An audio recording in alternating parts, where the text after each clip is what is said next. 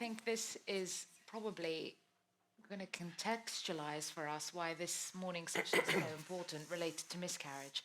Because at the end of the day, we're talking about diagnostic criteria and quite kind of guideline-driven, protocol-driven things. But at the end of the transvaginal probe is a couple and a person who, I can tell you, that as soon as you see a pregnancy test positive, you think you're having a baby and you're picturing yourself at that child's graduation. So this is really not something you're expecting to receive bad news. So thank you. Okay, so I think this is super important. I mean, if you're, whatever we're talking about today in early pregnancy, I think one of the things you have to remember is what is the impact on, actually, most importantly, obviously the couple involved, or not the couple, the woman involved, but also actually interestingly on the clinicians as well. So I think that's something you have to bear in mind, that if you work in early pregnancy, you're breaking bad news, you're seeing people in difficult situations. Excuse me, I'm really sorry about my voice. I think we don't think enough about that. And I think in general,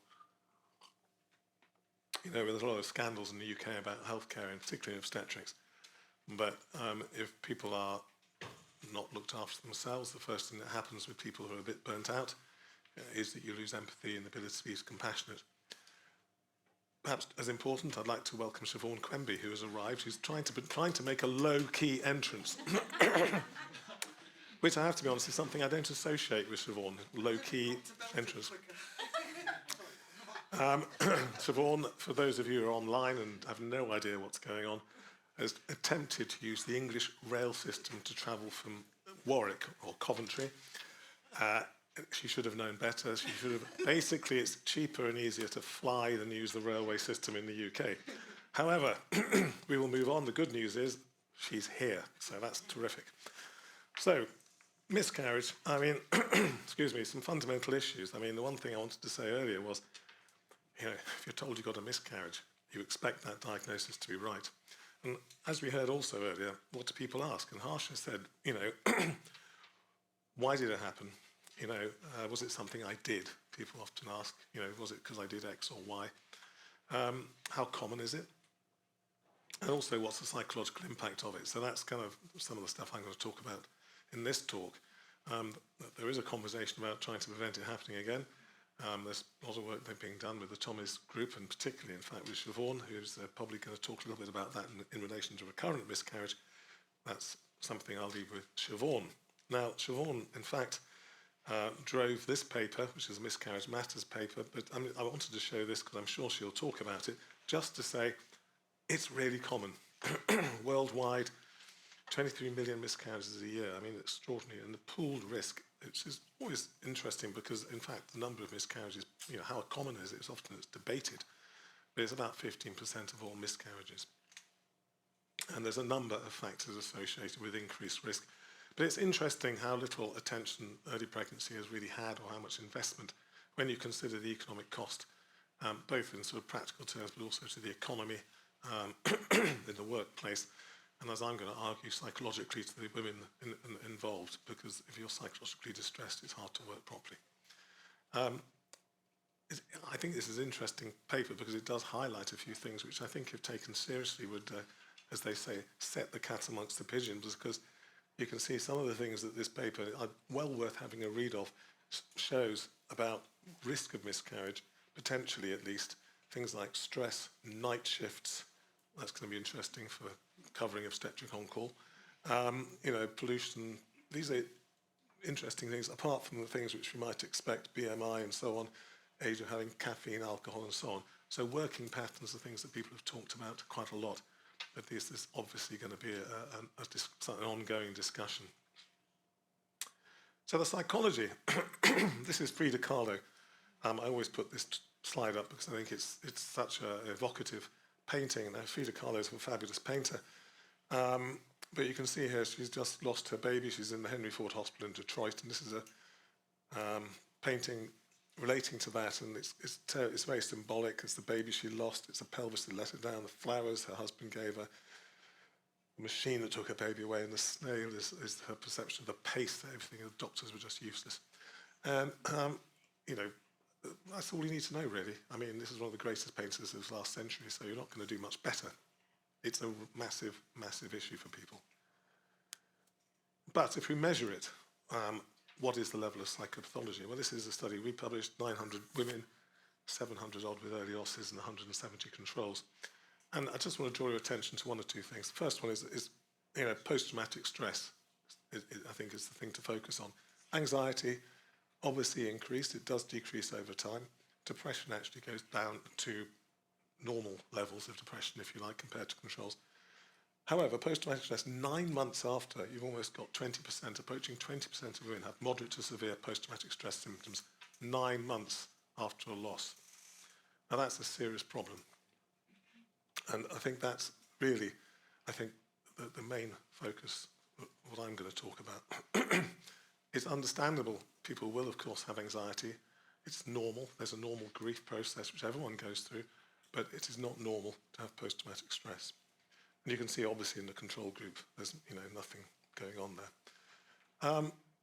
And it's not just, interestingly, in this situation, it was women and male partners. It just happened consecutively, that's the way it happened to be. But you can see at 9 months, this is for a slightly different population because it's where we recruited the partner. So the number here is slightly different, you'll see. So it's 21% post-traumatic stress in the women, but 4% in the men. So it's about 1 in 5 in women, still about 1 in 25 in partners. So that's not insignificant in partners either. But what you are seeing already is the setting up of a situation where in this partnership, there's an imbalance in terms of the grief process and what's going on between the two people, which in itself is problematic potentially, because they may be dealing with the whole situation in entirely different places. So perhaps it's no surprise that when you have a pregnancy loss, there's an increased incidence of relationship breakdown. It's well recognised. So that's a cost there, both personal and that actually, if you're talking to government, is economic if you have a relationship breakdown. And what are the wider implications of post-traumatic stress? You probably know all these, but it's pretty catastrophic. Interestingly, if you look at people who go to war, 20% roughly come back and will have post-traumatic stress. Exactly the same as you see with miscarriage. And it is traumatic. It's not just the physical experience, it's a whole life, it's everything. I think you just said earlier, as soon as you got a positive pregnancy test, there's a whole little world that's changed completely. So there's the loss of that, there's the physical experience of the whole experience as well. And possibly you don't realise that it actually has implications for future pregnancy in terms of fetal risks as well, which is something that people don't appreciate. And obviously other physical comorbidities other than the obvious stuff which you will be aware of. So this is seriously bad news. But it's the tip of the iceberg. Obviously, when you talk about moderate to severe post-traumatic stress, you're using cut-offs. So there's a lot of stuff going on below those cut-offs. Doesn't mean they're all fine. They've still got stuff going on. And interesting, when you look at these sort of variables and so on, and you look at month 9 and look at the women, just look how high the rates are amongst women having all these symptoms, feeling helpless, terrified, problems with relationships, having fun, sex life, just about everything is being interrupted with 9 months after the event. At least a third to a half of the women are endorsing those symptoms. I mean, it's a problem. And then what do we do? They expect to go back and go have another baby, go straight back into the exact, put themselves at risk. I mean, you don't have a car crash and say, look, go on, get in the car. Chance. I mean, it's not, because the rate of a car crash is pretty low or whatever. It's not surprising that when people come to an early pregnancy unit for a scan or whatever, they are traumatized by just going there because that's where they were told. And we often forget that. They come in the room, they're being scanned, and we think, they're being a bit strange and not being whatever, because they're terrified by being there.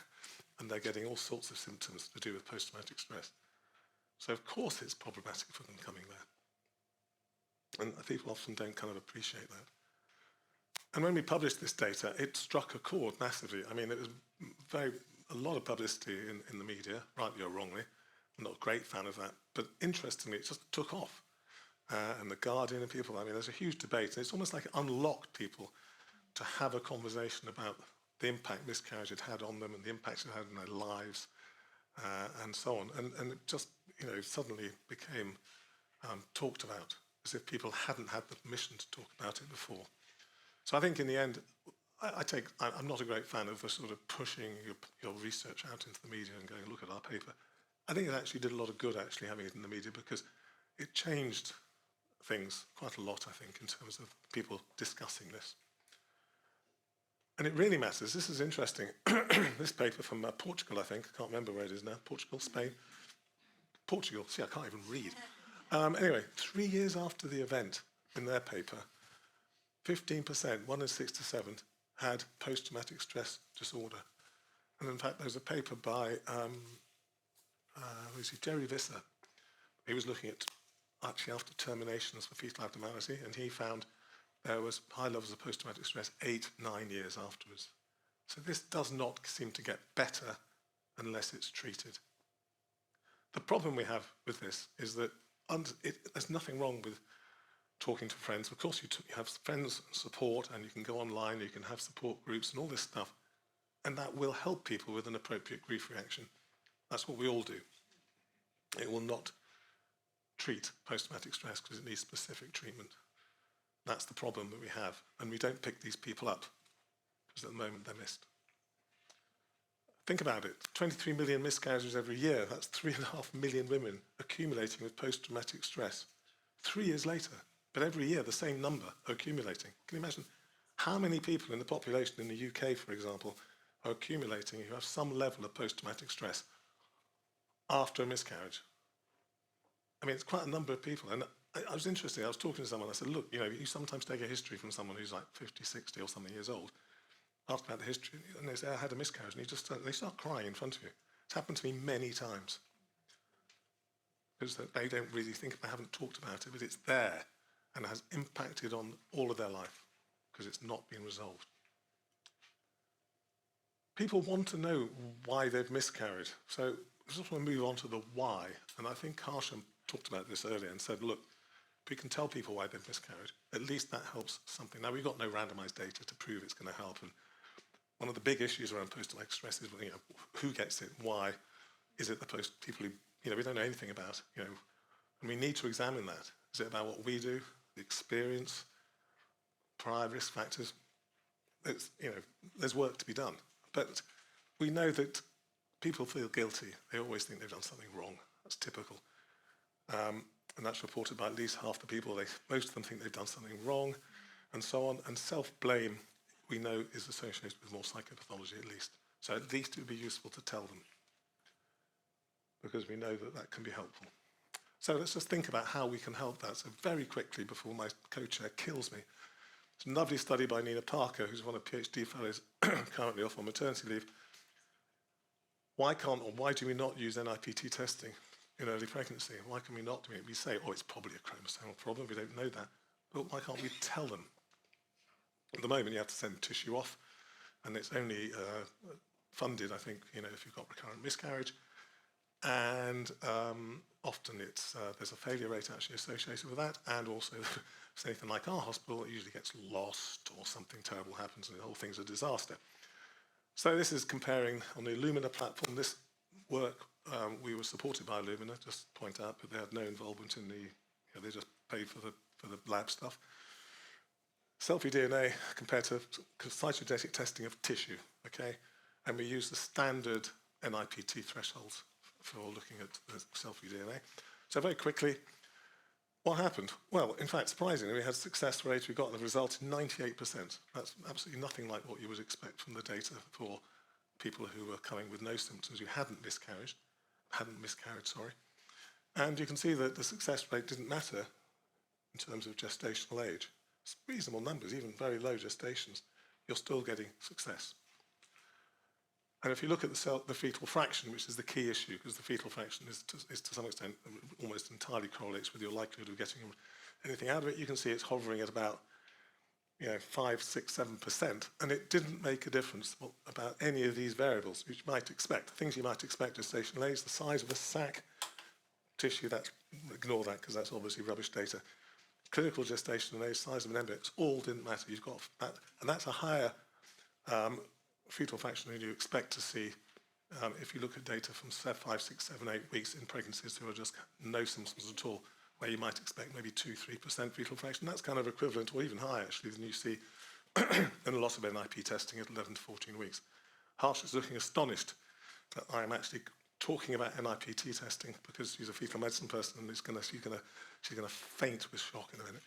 But I don't think I'm talking rubbish here, Harsh, be correct if I'm wrong.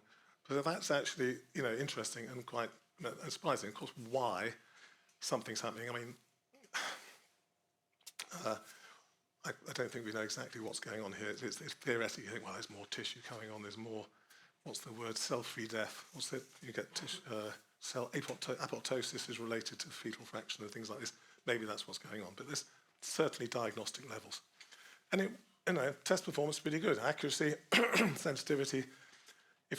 This is just all cases. If you omit cases where you wouldn't expect the Illumina platform to actually detect them anyway, so it's a bit stupid to do it, it's 80%, and it's obviously, as you might expect, highly specific with no false positives. Now that's okay, early pregnancy, because you might not get all of the abnormalities, but when you tell someone that there's a chromosomal abnormality, and it's always correct, and you get it right most of the time, that's good enough. Might not be good enough when you're actually doing it at 11, 14. That's a different game. But here, it's good enough. And you can see here the test performance in terms of whatever is sensitivity and specificity is just about the same, whatever the gestation. I won't bore you further. And interestingly, you might expect the scan findings would make a difference. Embryo present, empty sac, just retained pregnancy tissue. The AUC basically tells you that if you use that as a test to determine test performance, it's a waste of time. Ethnicity makes no difference. Bleeding score makes no difference. We did not expect this. So basically, it works. And you say, when did you take it? Well, they took it at the time of diagnosis. So, conclusion to that is, and in fact, interesting in Wales, they want to start using this, is that this is pretty decent numbers, and obviously people want to do this in their own units and see if we can validate this elsewhere and so on. But I think that in Wales they want to move away from using cytogenetic testing to using NIPT at this gestation, because actually the failure rate is lower with NIPT than it is with cytopathology, and a lot easier to do. And I think if we can move to a situation where we can, I know there's a cost issue, let's forget the cost for a minute, but we can actually tell people that they have or have not had a chromosomal abnormality. I think that will help them a lot. Next thing, quickly, have I got time? If you have post-traumatic stress disorder, can you do something to actually reduce it? Now, there's probably a lot we can do about what we do with the patients, their experience. I can't give you data on that. But there are some interventions that, interestingly, that suggest that we can maybe reduce post-traumatic stress. We worked with someone called Emily Holmes, interesting lady, who's got a joint position in Oxford and the Karolinska in Sweden. And they used Tetris. Who can remember Tetris? Who's old enough? You're not old enough. You're definitely not old enough. Siobhan is old enough. So Tetris, computer game where you rotate the blocks and you drop them, and you sit there, nerdy people like Siobhan, that's what it is. So you rotate the blocks and drop them in. So they showed that you can have a guided Tetris for 15 minutes intervention, where you have to focus on rotating it. So it's a mental rotation. It's not just playing around. You actually go through a process. Appeared to reduce post-traumatic stress symptoms in trauma patients after car accidents, and also, interestingly, on ITU clinicians after COVID. So let's see. So COVID, Tetris, randomized trial. What happens? Well, obviously this is rather early, week 5. The number of intrusive memories, because intrusive memories is one of the best markers of asking people about intrusive memories, is about a marker of post-traumatic stress. And you can see that it's gone down by about a half by week 5. And if you look at psychopathology at month 3, you can see, again, between the control and the intervention group, you've reduced post-traumatic stress symptoms by over a half. Now we're going to have to see if that lasts for 9 months. How odd is this? It seems to be that this has an impact on fixing memories in people's brains if they rotate and use Tetris. Please don't ask me any questions why, because I have no idea. But this is a randomized trial. Small numbers, but it's interesting that there is something you can do to stop cementing these memories in people's minds. So there is, some promise there. Because, we need to know, if people have actually got post-traumatic stress, we need to know what works so we can reduce, it seems, we can tell people why they've miscarried perhaps, which might reduce the trauma. We can maybe reduce the symptoms by some sort of intervention like Tetris. But the other thing we need to be able to do is identify the people who are actually going to have these symptoms. Because, CBT or trauma-focused CBT does work, EMDR does work, and also drugs work. Or you use drugs in order to allow people to engage in these, probably is the best way of putting it. If you're really not well, sometimes you just can't engage, you just take, and then you can deal with it. But you can't do this unless you get hold of the patients. And they're not going to get better going on the so-and-so website or chat room or whatever. So can you get hold of them? Well, we know from this study, interestingly, that we were unable to look at any prior risk factors down here that really convinced us that we had a prior risk factor to say who's likely when they walk in the door. If you've had fertility treatment, perhaps one or two things, but really nothing barn door. So mental health screening. What happens if we try and contact these people and use an online type survey? So this is 500 women from a pilot study we started, and there's a much bigger study now being done within Tommy's, but we started this a while ago. So we sent a text message looking for follow-up in 2 months, and people don't engage. No big surprise, I suppose. People who feel fine, just like don't want to, get involved. People who are perhaps very traumatized don't want to engage either because it's too traumatic to even engage. But in fact, the reality is 25% responded, so you might think it's a waste of time. However, 65% of the 25% had clinically significant psychological distress, and 16% of all the people who responded had psychological distress, 92% were sent for therapy, and 75% of those showed significant clinical response. So, what am I saying? About 20% of women had post-traumatic stress overall. Despite the drop-off, we're identifying 16% of women with significant psychopathology, and we can give them a treatment that helps them. So it's not perfect, but by simply sending a text message and asking them to engage, it is a cost-effective way potentially of actually dealing with some of this. But you will have massive dropout. So, there is a possibility of, within our health service in the NHS in the UK at least, of, dealing with that. If I was working, privately, or whatever in my office somewhere, I'd probably do a core 10 on all my patients who came to see me with a pregnancy loss, because I'd want to know what's going on, because I'm looking after them, and I can do that in the private sector. So finally, language. I just wanted to say one word about language, because we talked about, can we reduce trauma? Well, maybe. I can't prove that using better language reduces trauma, but patients, women, have told us repeatedly we need to check what we're saying. And I agree. Spontaneous abortion, it's still in papers, you see it particularly in America. Why are we saying that? Products of conception, no. ERPC. So all these things really, it's not hard to see that this is perhaps the more sensible way of talking. And then when you talk to them and say, well, you're young, etc., it doesn't land well. Just say, I'm so sorry. I'm sorry what's happened to you. I'm sorry this has happened. You don't need to say this stuff. It doesn't help. So think about language. And I know that Miscarriage Association, lots of people have been doing a lot with this. But still, if you try and code surgical management miscarriage, 9 times lots of places still will come back as the RPC because it's not in the system. And I always refer to Katie Linterman, who's a journalist, wrote in The Guardian, quite rightly said, don't call my baby products of conception. When you see it like that, you think, pretty good point, isn't it, really? It's actually horrible when you see it written in black and white like that. That's someone's baby, for God's sake. It's not, products of conception. And all these other stuff that she wrote about here, blighted over, and they're all very negative connotations. So we need to think about how we talk, words we use, because if you're told bad news, or you've lost your baby, or when you're told people are told you've got cancer, there'll be people in this room where this has happened to you, and you'll know very well that you remember every word that's said in that room in terms of attitude and so on. You won't necessarily remember every detail of everything, but stuff like this you really do remember, and you get extremely angry about as well, because it's very upsetting. It just feels so lacking in compassion and empathy.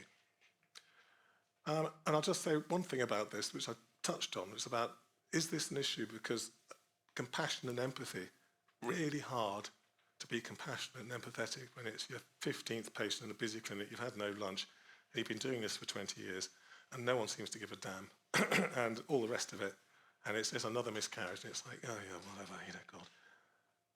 It's the only miscarriage they may ever have. It might be the 20th one you've seen that day, and unfortunately, empathy goes out the window if you're burnt out. And just to demonstrate this, we did this big study, Charles was involved in, and Dirk,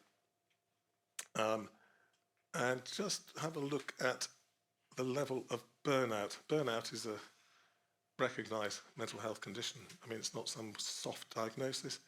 80% trainees, this is 2022, burnt out or have burnout.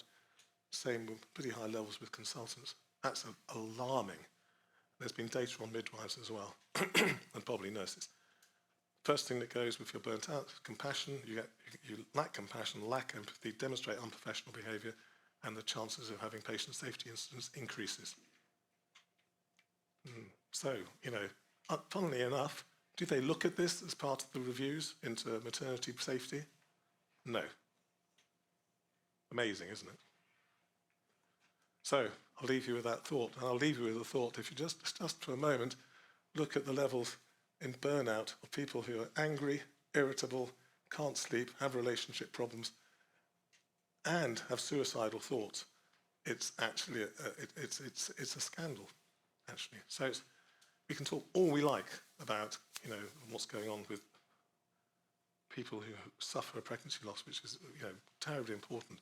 But we need to have people who are looking after them well enough to look after them properly and give them the care they deserve. So I'll just leave you with that thought and enough summary, and I'll leave you with Frida Kahlo. Now, Frida Kahlo actually never had a successful pregnancy, and in painting, a doll is symbolized. This is all symbols. I mean, everything in her work symbol. This symbolizes the baby she never had. So she painted this quite late in her life. She did a lot of self-portraits. And I remember I went to see these pictures, actually with Dirk German. We were in Budapest, and I was going to do a lecture on psychology, and I couldn't get a handle in my head what I was going to say. And we went to this Frida Kahlo exhibition, and these paintings, the first one I showed you, and this painting was in there, and I was just blown away by them, and I thought, wow, it's amazing. And you just look at it, I mean, it's right through her life she paints these pictures, because she never, ever got over it, really. And it's incumbent on us, first of all, to intervene and do something about that moving forward. So, thanks very much for your time. Thank you so much. There aren't any questions at the moment from our online audience, but any questions from our audience here? Shall I do that? What do you do? Yeah, is that okay? Yeah. So thank you so much. I was just guessing if the health system, is it in the UK, is it covering the therapy, the psychotherapy the women might need after a miscarriage? We can access some treatment, but some is also done by charities and so on. So the answer to that is not always and not enough. But I think the onus is on us to make the argument that it's necessary. I mean, obviously all health systems, particularly public health systems, are stretched, and you have to be careful where you spend your money. However, I think what you can do is turn it around and look at the economic arguments. Now, one of the things we need to do is do a cost analysis of the cost to the economy of having millions or hundreds of thousands of women with moderate to severe post-traumatic stress disorder leading to not functioning well in the workforce. All those things actually are a very strong economic argument. So, yes, you can access psychological care, but it's not always that easy, and you can sometimes get it from charities. So there is a gap. But I think we can start to make the argument that they need to be, because I think it's really, really important, personally. So it's not satisfactory at the moment. Where are you from?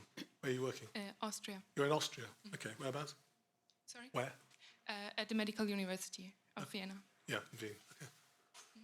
Thank you. Thank you. No. Ask question post a miscarriage. When can I have a baby again? Yeah, good. Is there any data available? Psychologically, no. I mean, although, interestingly, we did allow for people who got pregnant again within that data, because obviously one of the things that might be a confounder would be, are they pregnant again? So within that group, there's people who got pregnant again who probably have lower levels of trauma. If you're saying in relation to psychologically, we've got no data. Although the impression seems to be having another baby is probably helps. Physically, I mean, basically, the data say no. You can just get on with it, basically, if you want to. Physically, it doesn't make any difference. It's fine. You can try whenever you want. And in fact, your fertility rates are probably slightly higher after having had a miscarriage. I think there was a paper in the BMJ a while ago that showed that.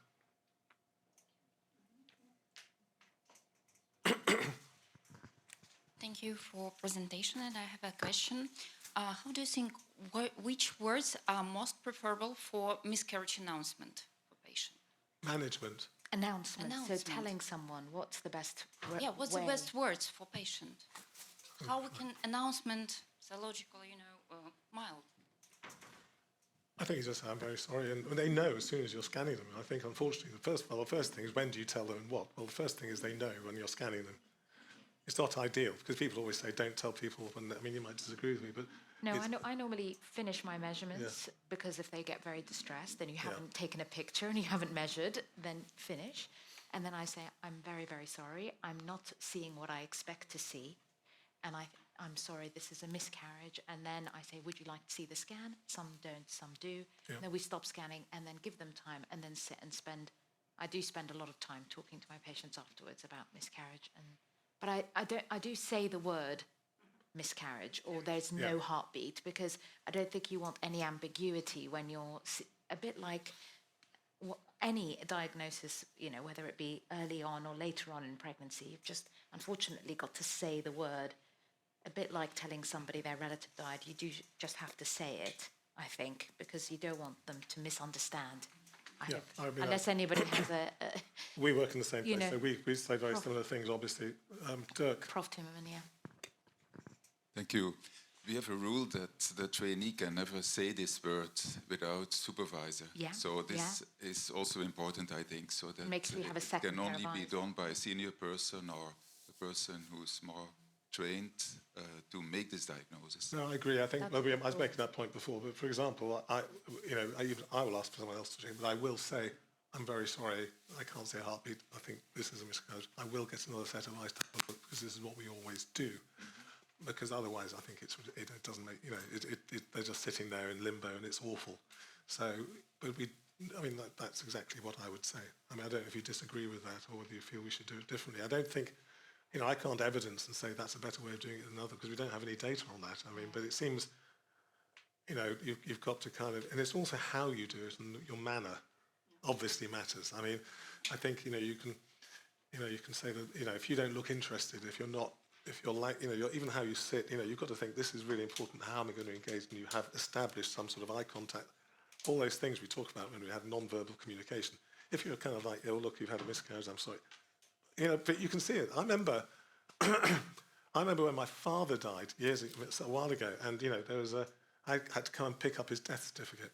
And there was an office, and I was asked to go and wait in the office. And I remember the trainee doctor wandered in saying, bloody hell, I've got to do a death certificate, some old bloke called Bourne, right? And I was sitting there in the room, and I was sitting there going, yeah, you could have done that better. Now, I wasn't going to go nuts, because I could see the person, I could see how it happened. And I just said, look, actually, he's my father. Maybe you could, change how you talk. Didn't make any big deal about it. But obviously, how do you say it? I was like, it's like, wow, that's really disrespectful. So how you say things matter, basically, not just what you say, I think. Mike referring to Prof. Quemby, if we can get her one, so... Oh, God. I just thought this is a fascinating discussion. So what I wanted to ask you is, if you're doing a first trimester scan and there's no fetal heart rate, but you can see a clear structural abnormality like no abdominal wall or no one leg missing or something really obvious, do you think we should tell them, and do you think telling them would reduce their stress because it wasn't such a viable, that it was an abnormal baby, so to reduce the grieving, even though there's a doubt on your accuracy? I think it does matter, and I think Harsha has made that argument, but I don't think we would say, look, we think there might be an issue, and we'd get someone in fetal medicine to review it. I mean, we wouldn't. You're saying in general terms, not before miscarriage, or if there is a miscarriage. If there's a miscarriage, because I was thinking about, because you said that if you've got an abnormal pregnancy, because in the utopia future we'll do NIPT and say you've lost an abnormal one to reduce the guilt. But sometimes when you're scanning, it's clearly like it's just if it's no, X-ray or structurally something, I would disaster. say something, but I would caveat that and say, however, there are limitations with scanning. The embryo is measuring 2 centimeters. It's not, we can't be accurate. And if I was convinced, I'd offer cytogenetics. Yeah, And then exactly. say, you can, one of the tests we can have that may or may not help in terms of future planning. It may explain this loss. It may not. It may just be a structural, it just be a conversation. But I would say what I saw if I did, and I would caveat that with the limitations, and then I would offer cytogenetics. But I don't know if. We need to move on. Yeah, I'm so sorry. Sorry. No, I think yes, I think that's absolutely right. No, I don't disagree with you. I think cytogenetics is actually the key thing. We were talking about this earlier. In that situation, to offer cytogenetics, and we'll see what happens with NIPT, whether that's going to be a better option. Or quicker. Yeah. So we're going to have to move on. I know that if there's questions, you've got lunch period, people can ask questions individually. So I'm going to hand back to Maya, who's kind of going to go through some cases.